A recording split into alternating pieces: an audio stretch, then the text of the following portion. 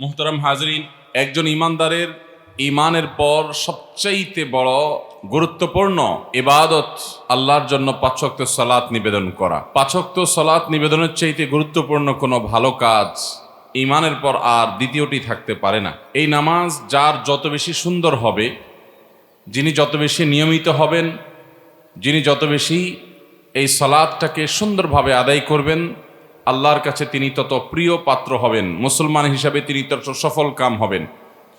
আল্লাহ তাআলা সূরা মুমিনুনের প্রথম আয়াতে বলেছেন, কদ আফলাহাল মুমিনুন আল্লাযীনা হুম ফি সালাতিহিম খাশিউন। সেই ঈমানদারগণ সফল যারা তাদের সালাতের মধ্যে খুশু অবলম্বন করে, যাদের সালাতের মধ্যে মনোযোগ থাকে। ঠিক একইভাবে সালাতের মধ্যে মনোযোগের পাশাপাশি সালাতের বাহ্যিক যে কর্মকাণ্ডসমূহ আছে, রোকনগুলো আছে, ফরজ ওয়াজিব সুন্নাহগুলো আছে, সেগুলোও সঠিকভাবে আদায় করা, এটা সালাতের পূর্ণাঙ্গতার পূর্ব শর্ত। প্রিয় নবী সাল্লাল্লাহু আলাইহি সাল্লাম তিনি জিবরিল থেকে সরাসরি নামাজের ওয়াক্ত শিখেছেন। জিবরিল নবী করিম সাল্লাল্লাহু আলাইহি সাল্লামকে নামাজ পড়ে দেখিয়েছেন, তিনি তার কাছ থেকে শিখেছেন। এরপর নবী সাল্লাল্লাহু আলাইহি সাল্লাম আমাদেরকে নির্দেশ করেছেন, সল্লু কামা রাআইতুমুনি উসাল্লি, তোমরা আমাকে যেভাবে সালাত আদায় করতে দেখেছ তোমরা সেইভাবে সালাত আদায় করো। অতএব একজন ইমানদার নামাজ পড়তে হবে তাকে ঠিক সেভাবে, যেভাবে প্রিয় নবী সাল্লাল্লাহু আলাইহি সাল্লাম নামাজ আদায় করতেন, যেভাবে তিনি সালাত আদায় করতে আমাদেরকে বলেছেন। কিয়ামতের দিন ইবাদত বন্দেগীর মধ্যে সর্বপ্রথম হিসেব নেওয়া হবে নামাজের। আর আর্থিক লেনদেন এবং মানুষের অধিকার সংশ্লিষ্ট বিষয়ে সর্বপ্রথম হিসেব নেওয়া হবে মানুষ খুনের। যদি কেউ কাউকে খুন করে থাকে, এমনকি কোনো ভ্রূণ হত্যা করে থাকে, বাচ্চাদের হত্যা করে থাকে, যে কোনোভাবে মানুষ হত্যার সাথে যদি কেউ জড়িয়ে পড়ে, তাহলে তার বিচার হবে মানুষের পারস্পরিক লেনদেন সংশ্লিষ্ট বিষয়গুলোর মধ্যে থেকে সব কিছুর আগে।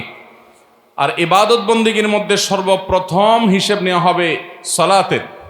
নবী করিম সাল্লাল্লাহু আলাইহি সাল্লাম বলেছেন, ফাইন সলুহাত, যদি কারোর নামাজের হিসেবটা যে শুরুতে নেওয়া হবে এটা যদি সে ঠিকঠাক মতো দিতে পারে, নামাজের হিসাবটা যদি মোটামুটি সে সঠিকভাবে দিয়ে দেয়, বড় কোনো ঘাপলা বা ভেজাল যদি ধরা না পড়ে, তাহলে ফাকাদ আফলাহা ওয়া আনজাহ, তাহলে এই ব্যক্তি আখিরাতে অন্য সব বিচারে সে সফল হয়ে যাবে, সার্থক হয়ে যাবে।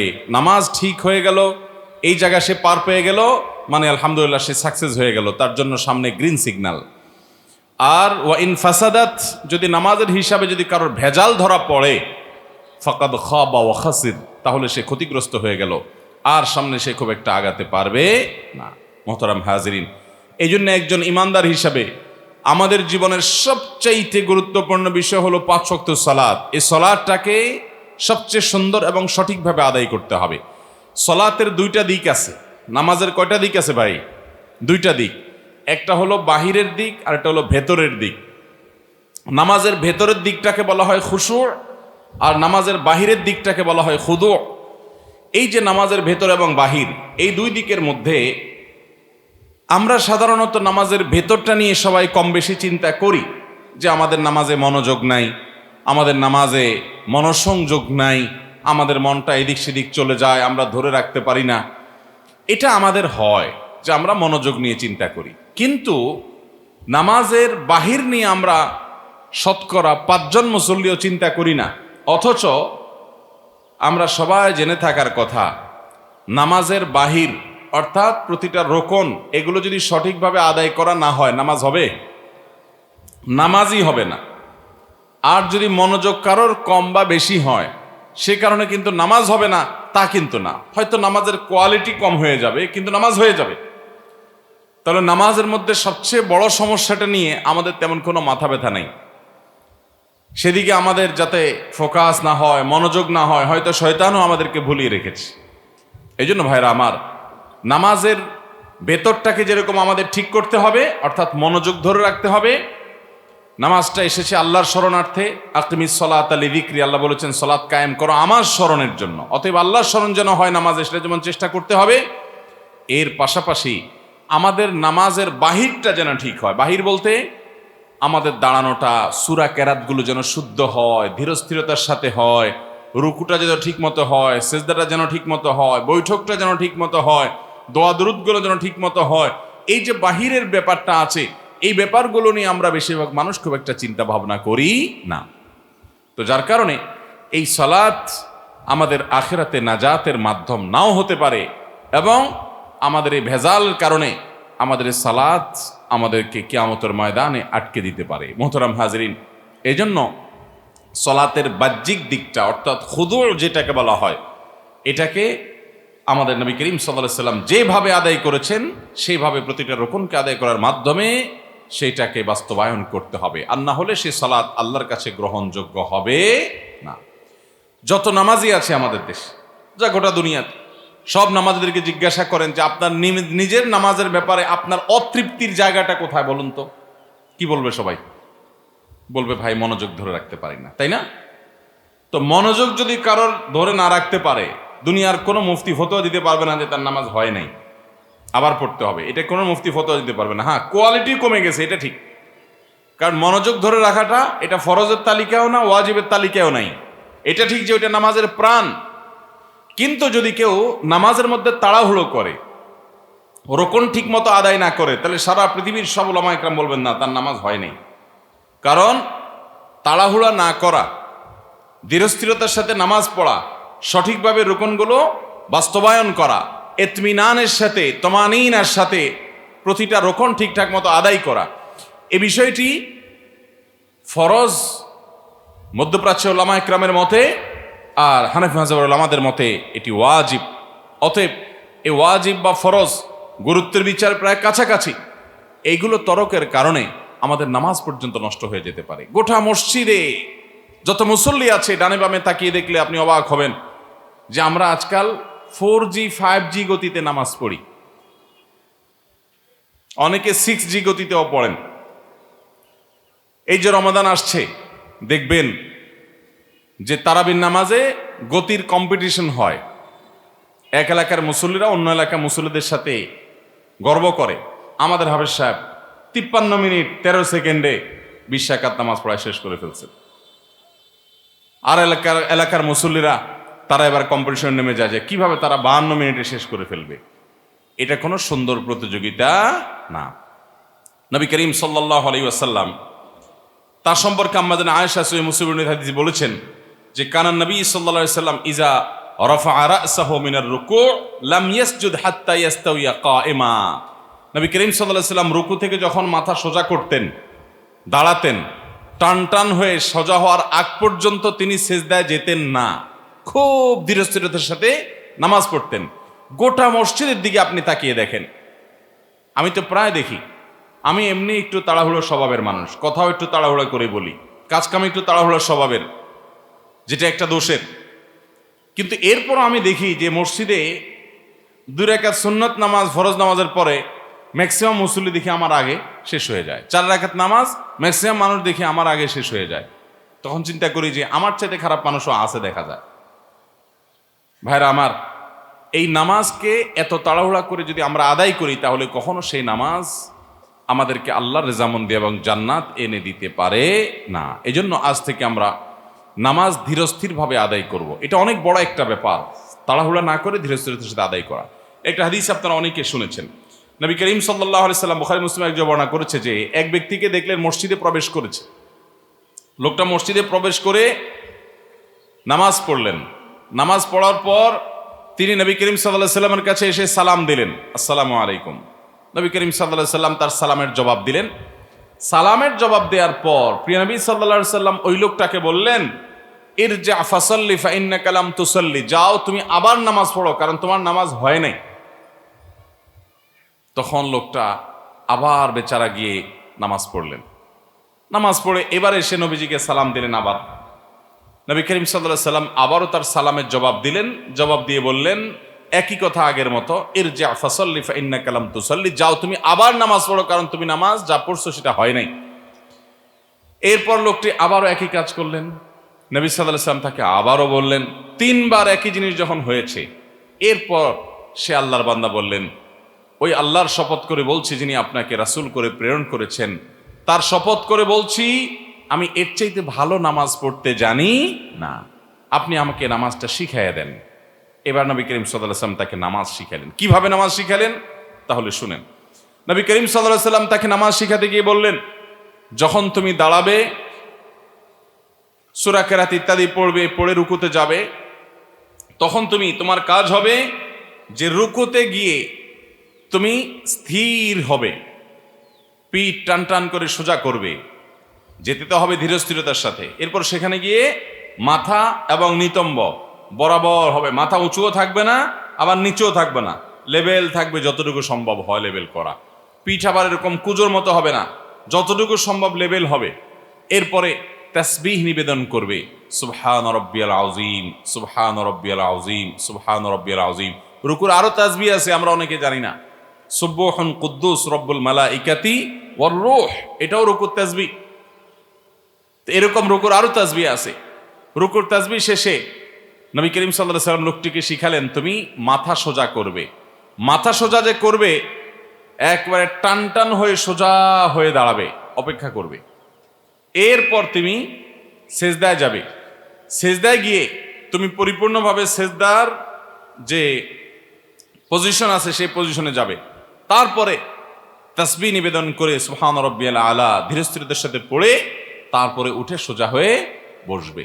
এই সোজা হয়ে আবার টান টান করে বসবে, অপেক্ষা করবে, একদম পিঠ মাথা সব সোজা হয়ে এরকম সোজা হয়ে বসবে। এরপর স্থির হয়ে বসার পর, সোজা হয়ে বসা মানে স্থির হয়ে বসবে, বসার পর এরপর আবার সেজদায় যাবে। সেজদা আবার এরকম গিয়ে পরিপূর্ণ পজিশনে যাবে, তারপর তাসবিহ পাঠ শুরু করবে, তারপর আবার উঠে সোজা হয়ে টান টান হয়ে বসবে, স্থির হয়ে বসবে। এভাবে নবী করিম সাল্লাল্লাহু আলাইহি ওয়াসাল্লাম তাকে প্রতি রাকাত নামাজ পড়ার নির্দেশ দিয়েছেন। তো হাদিস থেকে বোঝা যায় ওই ব্যক্তি তাড়াহুড়ো করে নামাজ পড়েছিলেন, এই জন্য নবী করিম সাল্লাল্লাহু আলাইহি ওয়াসাল্লাম সেটাকে সংশোধনী দিয়েছেন যে এরকম তাড়াহুড়া করে নামাজ পড়া যাবে না। আমাদের সমাজে আমরা যত মানুষ নামাজ পড়ি, আশেপাশে পড়তে দেখি, বেশিরভাগ মানুষ আমরা সূরা ফাতিহার সাথে অন্য সূরা মিলানো, এগুলো দেখবেন যে আমরা বেশিরভাগ ক্ষেত্রে তাড়াহুড়ো করে পড়ি। আপনি আল্লাহর প্রশংসা করছেন, সূরা ফাতিহা পাঠ মানে কি করা? আল্লাহর প্রশংসা করা, গুণকীর্তন করা। তো নামাজে দাঁড়ায় যদি আপনি আলহামদুলিল্লাহ রাব্বিল আলামিন রহমান মালিক ইয়াউমিদ্দিন ইয়্যাকা না'বুদু ওয়া ইয়্যাকা নাস্তাঈন ইহদিনাস সিরাতাল লাযিনা আন'আমতা আলাইহিম, তাহলে এটা তো প্রশংসা হলো না। আপনি যদি দুনিয়ার কোনো বড় ব্যক্তি, দুনিয়ার কোনো দামি মানুষ, তাকে যদি সবার সামনে প্রশংসা করেন, সেই প্রশংসার বাক্যগুলো যদি হুলস্থুল করে পড়েন, তাহলে সেটার কারণে তিনি কখনো খুশি হবেন না। ঠিক একইভাবে আল্লাহর প্রশংসা যখন আমরা করব, হুলস্থুল করলে সেখানে আল্লাহ তাআলা কখনো সন্তুষ্ট হবেন না। এজন্য আমাদের নামাজের মধ্যে ধীরস্থিরতা থাকতে হবে, স্থিরভাবে আস্তে আস্তে আস্তে আস্তে সুন্দরভাবে নামাজ পড়তে হবে। চেষ্টা করবো তো ইনশাআল্লাহ। আল্লাহ আমাদেরকে তৌফিক দান করুন। এর পাশাপাশি আমরা যখন রুকুতে যাই, অনেক লোক আছে দেখবেন রুকুতে যে আমাদের পিঠ এবং মাথা এরকম থাকে, অ্যাঙ্গেলে থাকে, আমরা সোজা করি না, কারণ ভালো করে রুকু করি না।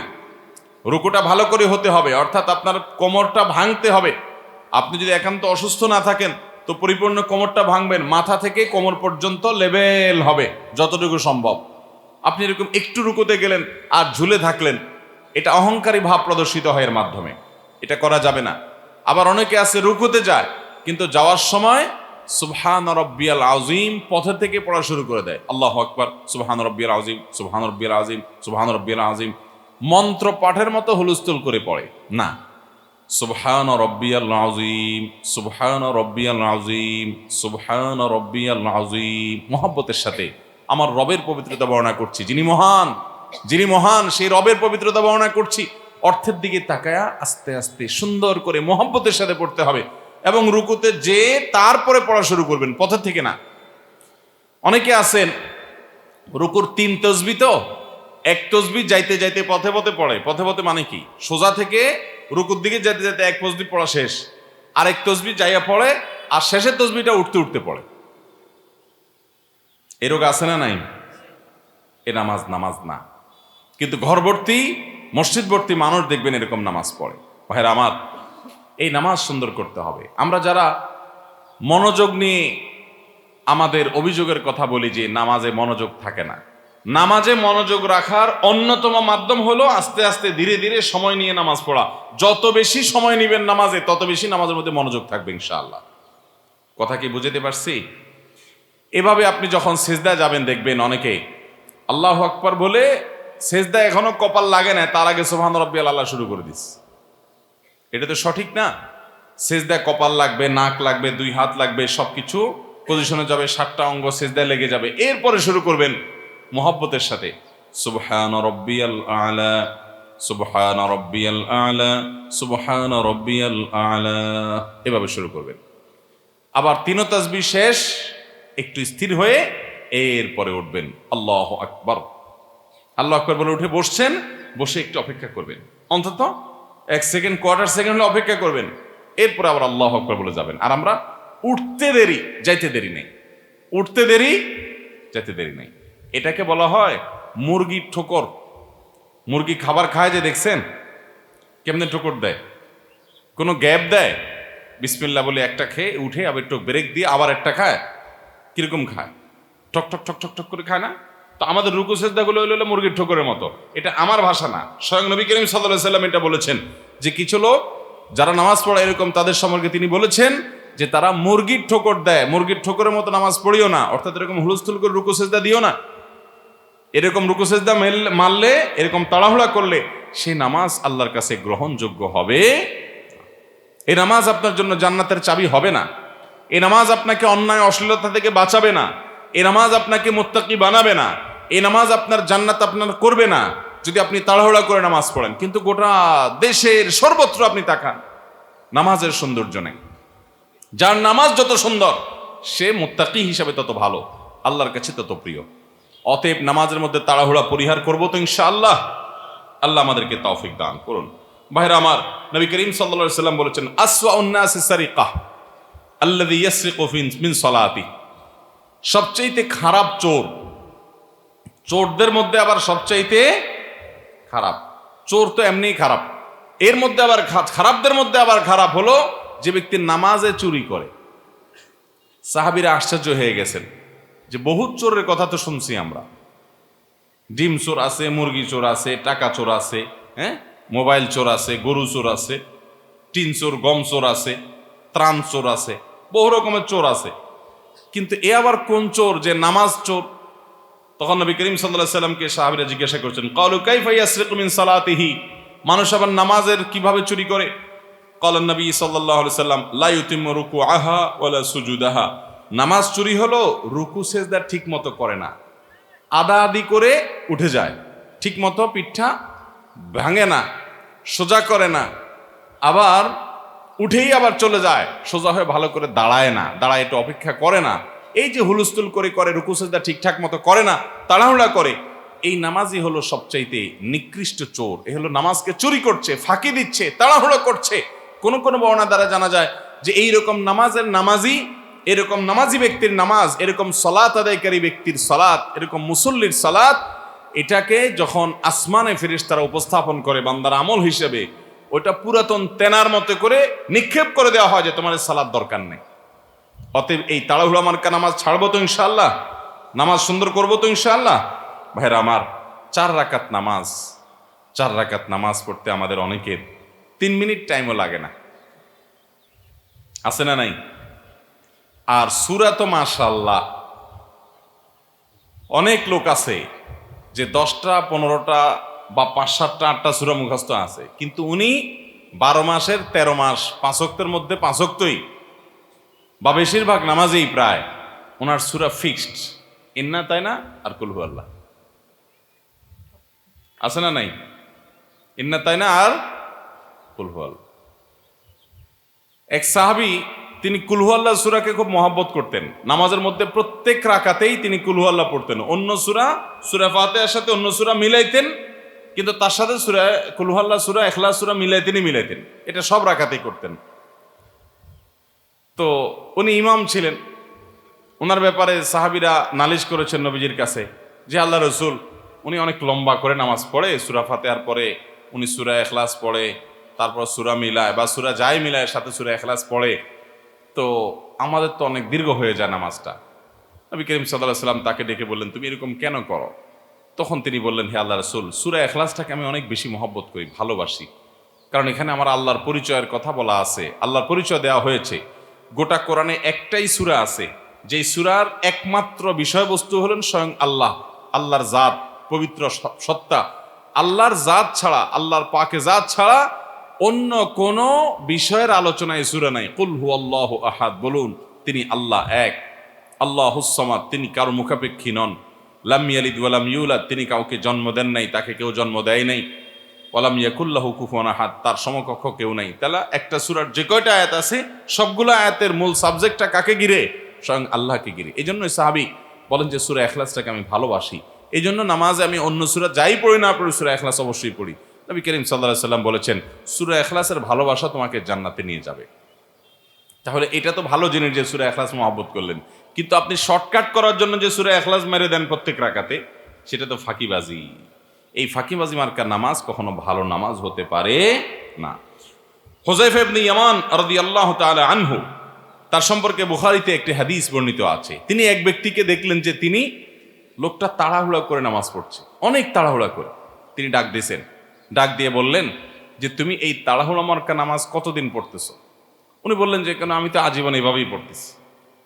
তখন হুযায়ফা রাদিয়াল্লাহু তাআলা আনহু, প্রিয় নবীজির সাহাবী, তিনি বললেন লাউ মুত্তা আলা হাযা, তুমি যদি এই নামাজ নিয়ে দুনিয়া থেকে যাও তাহলে জেনে রাখো যে তুমি মুহাম্মদ সাল্লাল্লাহু আলাইহি সাল্লাম যে শরীয়ত নিয়ে এসেছেন সেই শরীয়তের উপরে তোমার মৃত্যু হলো না, ইসলামের উপরে, সঠিক দ্বীনের উপরে তোমার মৃত্যু হলো না। এই নামাজ মুহাম্মদ সাল্লাল্লাহু আলাইহি সাল্লামের নামাজ না। এরকম তাড়াহুড়া করা, অতএব তাড়াহুড়া আমরা পরিহার করবো তো ইনশাআল্লাহ। আল্লাহ তাআলা আমাদের সবাইকে সেই তৌফিক দান করুন। ইবনে মাজার হাদিস থেকে আমরা জানি নবী করিম সাল্লাল্লাহু আলাইহি সাল্লাম বলেছেন ইয়া মা'আশারাল মুসলিমিন, হে মুসলমানরা, লা সালাতা লিমান লা ইউকিমু সুলবাহু ফির রুকু', যে ব্যক্তি রুকুতে এবং সিজদায় তার পিঠ সোজা করে না, নবীজি বলেছেন তার নামাজ হবে না, তার নামাজ হবে না। অতএব নামাজের মধ্যে আমরা প্রত্যেকটা রোকনকে খুব ধীরে স্থিরতার সাথে করব, খুব আস্তে আস্তে আদায় করব। আবারও বললাম, যাদের নামাজে মনোযোগ ধরে রাখা নিয়ে অভিযোগ আছে, যে নামাজে মনোযোগ ধরে রাখতে পারেন না, তারা আল্লাহর ওয়াস্তে নামাজটাকে ধীরে ধীরে আস্তে আস্তে সময় নিয়ে তাড়াহুড়ো করা ছাড়া আদায় করবেন। দেখবেন ইনশাআল্লাহ আপনার সে নামাজের মধ্যে মনোযোগ থাকতে বাধ্য। চেষ্টা করবো তো ইনশাআল্লাহ। 4 রাকাত নামাজ যদি মিনিমাম 10 মিনিট সময় লাগাইতে পারেন তাহলে আপনি মোটামুটি সুন্দর নামাজ পড়ছেন বলা যায়। আর যদি আরো বেশি সময় লাগাইতে পারেন আরো ভালো। নবী করিম সাল্লাল্লাহু আলাইহি সাল্লাম বিশেষ করে যখন তাহাজ্জুদের নামাজ পড়তেন, ফরজ নামাজ মুসল্লিদের দিকে লক্ষ্য করতে হয়, মুক্তাদির দিকে খেয়াল করতে হয়, খুব বেশি লম্বা করা যায় না, কিন্তু তিনি যখন তাহাজ্জুদ পড়তেন এত সময় নিয়ে নামাজ পড়তেন যে আম্মাজান আয়েশা রাদিয়াল্লাহু তাআলা আনহা বর্ণনা করেছেন যে নবীজির যে সালাত ছিল, রাতের নামাজ, তাহাজ্জুদের নামাজ যে ছিল, লা তাসআল আন হুসনিহিন্না ওয়া তুলিহিন্না, সেই নামাজের সৌন্দর্যের কথা আর বলিও না। কি সুন্দর ছিল, এত সুন্দর ছিল যে আর বলার মতো না। কিরকম সুন্দর ছিল তিনি তার বিবরণ দিতে গিয়ে বলছেন, যখন নবীজি সাল্লাল্লাহু আলাইহি সাল্লাম দাঁড়িয়ে সূরা কেরাত পড়া শুরু করতেন, এত দীর্ঘ সময় ধরে সূরা কেরাত পড়তেন যে 1 পারা 1.5 পারা 2 পারা লম্বা পৃষ্ঠাকে পৃষ্ঠা তেলাওয়াত করে শেষ করতেন। রুকুতে যাওয়ার কোনো আলামত থাকতো না। তখন আমরা চিন্তা করতাম যে উনি বোধহয় রুকু আর যাবেন না, দাঁড়ায় বোধহয় সারা রাত তেলাওয়াতই করবেন আজকে। এরপর যখন রুকুতে যেতেন, অনেকক্ষণ তেলাওয়াতের পর রুকুতে গিয়ে সুবহান রাব্বিল আযীম অথবা সুবহান কুদ্দুস রব্বুল মালাইকাতি ওয়ার রূহ অথবা সুবহানাল জাবারুত ওয়াল মালাকুত ওয়াল কিবরিয়া ওয়াল আযমা, এটাও রুকুত তাসবিহ। কয়েকটা তাসবিহ হাদিসে বর্ণিত আছে। এই তাসবিহগুলো তিনি পাঠ করতেন ধীরে ধীরে, আস্তে আস্তে, মহব্বতের সাথে, সুন্দর করে, এত বেশি সময় ধরে পাঠ করতেন যে রুকুতে যাওয়ার পর এত সময় দিতেন আমরা দেখে রীতিমতো ভয় পেয়ে যেতাম যে তিনি মানে রুকু থেকে আর মাথা তুলবেন না। এত সময় ধরে অনেক সময় রুকু করার পর আস্তে করে মাথা সোজা করতেন, সামি আল্লাহু লিমান হামিদাহ, আস্তে আস্তে বলে সুন্দর করে। আবার সেজদা গিয়ে যখন সেজদার তাসবিহ শুরু করতেন, ওই একইভাবে এত সময় ধরে সেজদার তাসবিহ পড়তেন, মনে হয় মাথা আর সোজা করবেন। এইভাবে তিনি প্রত্যেকটা নামাজ আদায় করতেন। তিনি নামাজে যখন দাঁড়াতেন এত সময় দিয়ে ধরে দাঁড়াতেন যে পা ফুলে যেত। দেখেন রূপকথার গল্পের মতো লাগে গেল। পা মানুষের কখন ফুলে? সহজে পা ফুলে? ঘন্টাকে ঘন্টা যদি এক পায়ের উপরে দুই পায়ের উপরে আপনি দাঁড়ায় থাকেন, ঘন্টায় ঘন্টা যদি পায়ের উপরে দাঁড়ায় থাকেন, তখন আপনার কি হতে পারে? পা ফুলে যেতে পারে। কিন্তু নবী করিম সাল্লাল্লাহু আলাইহি সাল্লামের নামাজের মধ্যে পা ফুলে যেত। তো পা ফুলতে হলে কত সময় ধরে নামাজ দাঁড়ায় থাকা লাগে, আর আমাদের নামাজ শুরু করতে দেরি, শেষ করতে দেরি। এই নামাজ নিয়ে আল্লাহর কাছে কি আশা করতে পারি আমরা? অতএব রাকাত সংখ্যা অনেক বেশি না হোক, রাকাত সংখ্যা কম হোক, ফরজগুলোতে তো আর কম বেশি করার সুযোগ নাই। নফলে কথা বলছি, যে আপনি 100 রাকাত নফল নামাজ পড়তে পারেন না, দরকার নেই। আপনি কোয়ালিটি ঠিক রাখেন, ধীরস্থিরতার সাথে করেন, সুন্দরভাবে করেন, আস্তে আস্তে করেন, সময় নিয়ে করেন। চেষ্টা করব তো ইনশাআল্লাহ। ভাইরা আমার, আমাদের অনেকে আছেন রুকুতে যতটুকু সময় দেন, রুকু থেকে উঠে সোজা হয়ে সাথে সাথে আবার সিজদায় চলে যান। এটা বড় ভুল। রুকু থেকে উঠার পর আপনাকে অপেক্ষা করতে হবে। নবী করিম সাল্লাল্লাহু আলাইহি সাল্লাম কতটা অপেক্ষা করতেন জানেন? কারিবা মিনার রুকু, হাদিসের ভাষ্য। অর্থাৎ রুকুতে যত সময় দিতেন, রুকু থেকে উঠে দাঁড়ানোর পর সোজা হয়ে রুকুর মতোই প্রায় সময় দিতেন, প্রায় ওটার কাছাকাছি পরিমাণের সময় দিতেন। বলেন তো, এরকম নামাজ জীবনে একবারও পড়ছেন? খেয়াল করে দেখেন তো, রুকুতে 3 বার তাসবিহ দিতে যদি আপনার আধা মিনিট সময়ও লাগে, রুকু থেকে দাঁড়ায় কি আমরা আধা মিনিট সময় অপেক্ষা করি? কতক্ষণ অপেক্ষা করি? দাঁড়ায়া 1 সেকেন্ড 2 সেকেন্ড, এর বেশি আমরা অপেক্ষা করি না।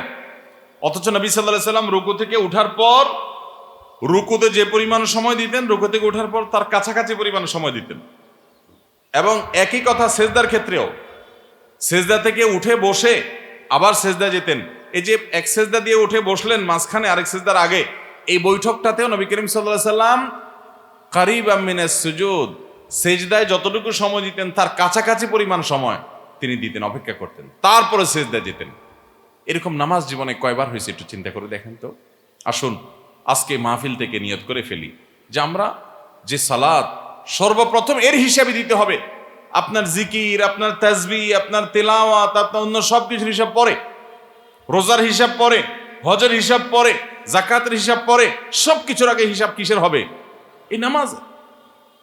অতএব এই নামাজের হিসাবটা যদি আপনার ভালো ভালো হয়, রুকু ঠিক আছে, সেজদা ঠিক, বৈঠকে ঠিক, সবগুলোতে ঠিক, ওয়াক্ত মতো আদায় করেছেন, সময় মতো আদায় করেছেন, নিয়মিত করেছেন, মনোযোগের সাথে করেছেন, সবগুলো যদি ঠিক পড়ে যায় এবং মোটামুটি পাস মার্ক পেয়ে যদি পার হয়ে যান, অন্য সব রোজা, হজ, যাকাত, বাকি সবগুলো ইনশাআল্লাহ বড় কোনো ঘাপলা না থাকলে সেগুলো আল্লাহ তাআলা সহজ করে দিবেন। অতএব যেটার হিসাব দিয়ে আল্লাহ তাআলা শুরু করবেন, যে কি নিয়ে আসছো, গাঠটি খোলো, আগে নামাজের গাঠটি আগে খোলো। তো সেই নামাজটাকে সুন্দর করা দরকার আছে না নাই? তাহলে দরকার যদি থাকে, আসুন আজকের মাহফিল থেকে আমরা নিয়ত করি। এই আলোচনা যারা শুনছি দেখছি, আমরা নিয়ত করে ফেলি যে আমরা সেইভাবে সালাত আদায় করব যেভাবে নবী করিম সাল্লাল্লাহু আলাইহি ওয়াসাল্লাম সালাত আদায় করতেন। তার যে সালাতে মনোযোগ ছিল, তার যে সালাতে ধীরস্থিরতা ছিল, সেই ধীরস্থিরতা যেন আমাদের সালাতে অবশ্যই থাকে। তাহলে একটু সময় নিয়ে সালাত আদায় করতে হবে। সময় নিয়ে আপনি যদি দাঁড়িয়ে সূরা ফাতিহার পর একটা সূরা পড়ছেন, আরেকটা সূরা পড়তেছেন, এক রাকাতে কয়েকটা সূরা কিন্তু পড়া যায়, একটা সূরাকেও বারবার পড়া যায়, কোনো অসুবিধা নেই। আপনি চাইলে সূরায়ে ইখলাসে 2 বার 3 বার করে পড়লেন, আস্তে আস্তে পড়লেন, তাড়াহুড়া না।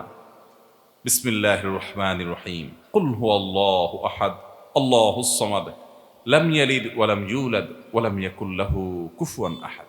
মুহাব্বতের সাথে পড়লেন, এটা এক রকমের পড়া। আরেকটা হলো কুল হুয়াল্লাহু আহাদ আল্লাহুস সামাদ লাম ইয়ালিদ ওয়া লাম ইউলাদ ওয়া লাম ইয়াকুল লাহু কুফুয়ান আহাদ। আল্লাহু আকবার, সুবহানাল্লাহি ওয়া বিহামদিহি, আল্লাহু আকবার, আসসালামু আলাইকুম ওয়া রাহমাতুল্লাহ। তো এরকম তুফান মিল মার্কা নামাজ পড়লে সব জায়গায় কিন্তু গতি ভালো না ভাই। ওই মোবাইল কিনেন, ওখানে গতি হলে ভালো, কম্পিউটার ল্যাপটপ কিনেন, গতি থাকলে ভালো। এখানে কিন্তু গতি ভালো না। এখানে গতি যত কম হবে, যত স্থিরভাবে হবে, তত ভালো হবে, তত এর মর্যাদা, মূল্য, মান বেশি হবে। চেষ্টা করবো না ইনশাআল্লাহ ঠিক রাখার। আল্লাহ আমাদের সবাইকে তৌফিক দান করুন। আমাদের মা বোনদেরকে আমরা শিখাই দিব, বিশেষ করে বাসার মা বোনরা অনেক সময় দেখা যায় তারা হুলস্থুল করে নামাজ পড়েন, এমন জোরে নামাজ পড়ে, রুকু থেকে অনেকে তো সোজাই হয় না, নামাজই হবে না। রুকু থেকে একটু শুধু মাথাটারে উঠে আবার দৌড় দেয়, সিজদা থেকে একটু মাথাটারে উঠে আবার পড়ে যায়, নামাজই হবে না, হবেই না বিশুদ্ধ, নামাজ আবার পড়তে হবে। তাহলে নামাজের মধ্যে প্রতিটা রোকন, প্রতিটা কাজকে সুন্দরভাবে করা, ধীরস্থিরতার সাথে করা, আস্তে আস্তে করা, মোহাব্বতের সাথে করা, এটাই নামাজ। এই নামাজই আল্লাহর কাছে গ্রহণযোগ্য হবে। আর এছাড়া তাড়াহুড়োর নামাজ আর হুলস্থুলের নামাজ, এ নামাজ কবুল হবে না। এভাবে যদি আমরা নিয়ে যাই নামাজ, সবগুলো ক্রস মেরে দিবে ফেরেশতারা, সব একটা আল্লাহর কাছে গ্রহণযোগ্য হবে না। অতএব আসুন তওবা করি, এতদিন যা ভুল করেছি আল্লাহর কাছে মাপ চাই, নতুন করে নামাজ সুন্দর করি, বিশেষ করে নামাজের বাহিরটা, নামাজের বাহিরের দিকটা, অর্থাৎ অঙ্গ প্রত্যঙ্গ নামাজের যেগুলো রুকু, সিজদা, বৈঠক, কেরাত, তাসবিহ, তাহলিল, দোয়া, সালাম, এগুলোকে সুন্দর করে, সালামটা পর্যন্ত আমরা সুন্দর করে দেই না। আসসালামু আলাইকুম রহমতুল্লাহ, আসসালামু আলাইকুম রহমতুল্লাহ, মানে মনে হচ্ছে আমরা আর্মিদের ট্রেনিং দিচ্ছি, বা ওই যে আর্মিদের যে সমস্ত আপনার রিহার্সেলগুলো হয়, মনে হচ্ছে সেরকম কিছু একটা দিচ্ছি। ওই যে এক গ্রুপ বাইরে হয়েছেন, এরা নামাজ পড়েও এরকম, কি তাওহিদ বলে, হেজবুত তাওহিদ, এরা নামাজও পড়ে এরকম যে লেফট রাইট লেফট রাইট, এ হলো তাদের নামাজ, আছে না এরকম এক গ্রুপ। অথচ নবী করিম সাল্লাল্লাহু আলাইহি সাল্লামের নামাজের মধ্যে গাম্ভীর্য ছিল, ধীরস্থিরতা ছিল। আল্লাহর সামনে আপনি সেজদা নিবেদন করছেন, ধীরস্থিরতার সাথে দিবেন, হুলস্থুল করে না। এটা কোনো লেফট রাইটের জিনিস না, এটা হলো আল্লাহর সামনে নিজের দাসত্ব স্বীকার করা।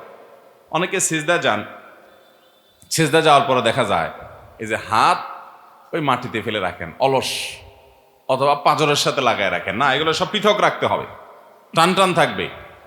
এবং এই বুকের নিচে প্রয়োজনে ছোট একটা ছাগলের বাচ্চা টাচ্চা চলে যেতে পারে যেন, এরকম করে ফাঁকা রাখবেন। এটা করে অনেক এরকম হয়ে পড়ে থাকে। তো এই যে অলস মার্কা নামাজ, আল্লাহর ঠেকা পড়ে নাই আপনার এই নামাজ গ্রহণ করার। আল্লাহরে সেজদা করার মতো মানুষের বা আল্লাহকে সেজদা করার মতো সৃষ্টির অভাব নাই আল্লাহর কাছে। বাইতুল মামুর নবী করিম সাল্লাল্লাহু আলাইহি সাল্লাম মেরাজে গিয়ে যে মসজিদে হাজিরা দিয়েছেন, দেখেছেন, পরিদর্শন করেছেন, সপ্ত আকাশের উপরে এই ঊর্ধ্বাকাশের বাইতুল মামুর, সেই মসজিদ একসঙ্গে সেখানে হাজার হাজার 70,000 ফেরেশতা সেখানে সালাত আদায় করে। যারা একবার বাইর হয় তারা আর জীবনে ঢুকে না, আবার আরেক গ্রুপ আসে।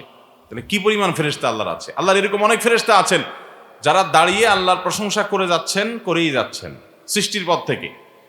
এরকম অনেক ফেরেশতা আছেন যারা রুকুতে আছেন, তারা রুকুতে আল্লাহর তাসবিহ নিবেদন করে যাচ্ছেন সারা জীবন, তার খাওয়া দাওয়া নেই, ঘুম নেই আমাদের মতো, এটা করেই যাচ্ছে সৃষ্টির পর থেকে। আবার অনেক ফেরেশতা আছেন তাদের সৃষ্টির পর থেকে সিজদায় আল্লাহর তাসবিহ নিবেদন করে যাচ্ছেন, তো করেই যাচ্ছেন, এবং এটার কোনো শেষ নাই, কিয়ামত পর্যন্ত এভাবে করতে থাকবে। তাহলে আল্লাহর সিজদা, আল্লাহর রুকু, আল্লাহর প্রশংসা করার মতো সৃষ্টির অভাব পড়ছে? আল্লাহর কোনো দরকার আছে? তো আপনার এই হুলস্থুল মার্কা 2 নম্বর নামাজ আল্লাহ কেন নিতে যাবে? কোনো ঠেকা নাই তো। এজন্য আমাদের নামাজটাকে সুন্দর করতে হবে, আমাদের নামাজটাকে আস্তে আস্তে পড়তে হবে। শুরু করবো তো আজকে থেকে ইনশাআল্লাহ। প্রত্যেক ওয়াক্ত নামাজে নিজেকে জিজ্ঞাসা করবো, আমার নামাজটা হাদিস যেভাবে বলেছে সেভাবে হয়েছে কিনা, আমার নবীজি যেভাবে করেছেন সেভাবে হয়েছে কিনা। খুব সুন্দর হতে আপনার নামাজ দেখে আশপাশ থেকে মানুষ বলবে, মাশাআল্লাহ নামাজটা সুন্দর করে পড়ছে। আজ মসজিদ ভর্তি মুসল্লি পাওয়া যায়, কিন্তু মনোযোগ দিয়ে ধীরস্থিরতার সাথে নামাজ আদায় করেনেওয়ালা, সুন্দর করে নামাজ আদায় করেনেওয়ালা, যার নামাজ দেখলে চোখ শীতল হয়ে যাবে, সেরকম মুসল্লি পাওয়া যায় না। এই যে রমজান আসছে, তারাবির হাফেজ সাহেবদেরকে আমরাই পেছন থেকে তাড়াহুড়া করার জন্য প্রেসার দিই যে হুজুর একটু আগে আগে শেষ করেন, কারণ অমুক অনুষ্ঠান আছে, অমুক টকশো আছে, অমুক দলের খেলা আছে, আমাদের আবার কাজকাম আছে, আমাদের একটু ঘুমাইতে হয়। হুজুরদেরকে আমরা হুলস্থুল করি। আর হুজুরদের মধ্যে কোনো হাফেজ সাহেব যদি খুব তাড়াহুড়া করে টান দিয়ে পড়ে চলে যায়, আমরা মনে করি বাবারে অনেক তুখুর হাফেজ, অনেক কি হাফেজ, তুখুর হাফেজ। অথচ যত হাফেজ ভালো হবে তত ধীরের সাথে নামাজ তেলাওয়াত করতে পারবে, নামাজ পড়তে পারবে। ওইটা হাফেজের মান ভালো হওয়ার আলামত। যারা সাইকেল চালান, নতুন যারা সাইকেল চালানো শিখে, বাইসাইকেল চালানো শিখে যারা নতুন, তাদের জন্য আস্তে চালানোটা সহজ না জোরে চালানোটা সহজ? জোরে চালানো সহজ। কিন্তু নতুন নতুন যখন সাইকেল চালায়, ওরা যদি বলেন যে আমি তোমার সাইকেলের সাথে হেঁটে হেঁটে যাবো আস্তে আস্তে, তুমি আমার সাথে চালায় যাও, দেখবেন পারবে না, পড়ে যাবে। কিন্তু যারা এক্সপার্ট, সাইকেল চালাতে চালাতে অনেক অভিজ্ঞ হয়ে গেছে, পুরানো হয়ে গেছে, সে জোরেও চালাতে পারে, আবার আস্তেও চালাইতে পারে। ঠিক না ঠিক বলেন? ঠিক একইভাবে যখন গাড়ি চালানো শিখে মানুষ, আমি যখন গাড়ি চালানো শিখেছি একজনের কাছে, এক নেপালি আমার এক বন্ধু ছিলেন সৌদি আরবে, উনি আমাকে গাড়ি চালানো শেখানোর সময় বললেন যে তুমি ক্লাস ছেড়ে আস্তে আস্তে গাড়ি চালাও, এমনভাবে চালাবা যে আমি গায়ের বাইরে থেকে হাঁটবো তোমার সাথে। একটা বাচ্চা হাঁটলে সে বাচ্চার হাঁটার তালে তালে গাড়ি চলবে, এত আস্তে চালাতে পারো কিনা দেখি। বিশেষ করে যখন সেটা ম্যানুয়াল গিয়ারের গাড়ি হয়, আমারটা ম্যানুয়াল গিয়ারের গাড়ি ছিল, তো ম্যানুয়াল গিয়ারের গাড়ি এত আস্তে আস্তে চালাতে গেলে নতুন ড্রাইভার স্টার্ট বন্ধ হয়ে যায়, ধরে রাখতে পারে না, ব্যালেন্স রাখতে পারে না। যারা ড্রাইভিং জানেন তারা জানেন। এই জন্য নতুন নতুন ড্রাইভিং শিখলে, নতুন নতুন বাইসাইকেল শিখলে দেখবেন যে সে জোরে জোরে চালাতে চায়, ওইটা তার জন্য সহজ হয়, আস্তেটা কঠিন হয়ে যায়। ঠিক একইভাবে যেই ইমাম যত ধীরস্থিরতার সাথে নামাজ পড়ান, যে হাফেজ সাহেব যত আস্তে আস্তে নামাজ পড়ান, বুঝতে হবে উনি ইমাম হিসাবে, হাফেজ হিসাবে তত ভালো। কথা বোঝেন নাই? তাহলে হুলস্থুল করা যাবে। আমরা নিজেরাই হাফেজ সাহেবদেরকে, অনেক সময় দেখা যায় যে হাফেজ সাহেবদেরকে জিজ্ঞাসা করলে, ভাই এত তাড়াতাড়ি করে পড়েন কেন? বলে মুসল্লিদের ডিমান্ড আছে হুজুর, মুসল্লিদের চাপ আছে, মুসল্লিরা মিনিট ধরে যে হুজুর আজকে 3 মিনিট বেশি লেগে গেছে। ব্যাককল মুসল্লি জানে না 3 মিনিট বেশি লাগছে মানে আজকের নামাজটা আরো ভালো হয়েছে। ব্যাককল মুসল্লি খোঁচাখুচি করে, হুজুর আজকে 5 মিনিট বেশি লেগে গেছে, হুজুর আপনি এত ঢিলা মানুষ কেন, এত দেরি হয় কেন? তো সব জায়গায় এরকম তাড়াহুড়া করার ভিতরে কল্যাণ নাই, প্রশংসা নাই। আল্লাহ আমাদের সবাইকে আমাদের নামাজটা সুন্দর করার তৌফিক দান করুন। নবী করিম সাল্লাল্লাহু আলাইহি সাল্লামের জীবনে কোনো অসুবিধা হলে নামাজে দাঁড়িয়ে যেতেন। নামাজ কত বড় জিনিস জানেন? আল্লাহর সাথে সম্পর্ক করার সিঁড়ি হলো নামাজ। আল্লাহর সাথে সম্পর্ক করার সিঁড়ি কি? নামাজ। আপনি কিছু চাইবেন, নামাজ পড়ে চান। নামাজটা যদি সুন্দর করে পড়তে পারেন, চাওয়াটা অত দ্রুত কবুল হবে, কানেকশন তত তাড়াতাড়ি হবে। এটা আল্লাহর সাথে কানেক্টেড হওয়ার মাধ্যম। বিধায় সে নামাজকে সর্বোচ্চ সুন্দর করার জন্য আমাদেরকে সময় নিয়ে ধীরস্থিরতার সাথে নামাজ পড়তে হবে, আল্লাহর সাথে কানেক্টেড হতে হবে। আর নাহলে কানেকশন হবে না। ওই যে 2G পাচ্ছেন, 3G না, নেট শুধু ঘুরে ঘুরে ঘুরে ঘুরে ঘুরে ঘুরে কিছু ওপেন হয় না। ঠিক একইভাবে আপনার কল ওপেন হবে না, আল্লাহর কাছে কিছু চাইবেন সেটা কবুল হবে না, কোনো কিছু কাজ করবে না। কারণ কি? ওই যে আপনার যে আল্লাহর সাথে কানেকশন যেটা দিয়ে করবেন নামাজ, সেটাই দুর্বল, উইক, তাড়াহুড়ো আছে, সুন্দর নেই। এজন্য নামাজে যত সুন্দর হবে তত বেশি আল্লাহর সাথে কানেকশন মজবুত হবে, তত বেশি আপনি নেটওয়ার্ক স্ট্রং পাবেন, তত বেশি যা চাইবেন তা পাবেন, এবং আল্লাহর সাথে কানেক্টেড হয়ে প্রশান্তি আপনি পাবেন।